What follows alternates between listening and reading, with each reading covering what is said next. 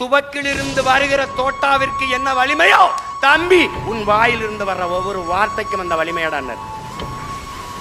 நீ பதறிட்ட, கதறிட்ட, செதறிட்ட. தமிழ் தேசம் ஒண்ணும் கிடையாதுண்ணா இன்னைக்கு. அது ரெண்டும் ஒண்ணுதான், நமக்குள்ள ஒன்றும் பிரச்சனை இல்லை அப்படின்னு. 26க்கு பிறகு திராவிடம் மண்ணுதான்.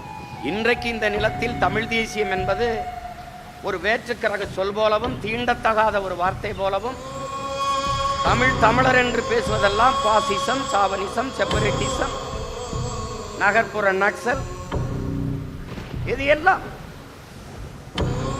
ஆனால் இவையெல்லாம் கொஞ்சம் கொஞ்சமாக அமைதிப்படுத்தப்பட்டு வருகிறது. நச்சு ஆலைகளை நிறுவுகிறாய், இதை வளர்ச்சி என்று கட்டமைக்கிறாய். தனிப்பெரும் முதலாளிகளின் வளர்ச்சியை ஒட்டுமொத்த நாட்டின் வளர்ச்சியாக கட்டமைத்து ஏமாற்றுகிறாய் என்று எழுகிற ஒவ்வொரு இளைஞனும் தம்பியும் தங்கையும் என்னோடு கூட்டணி.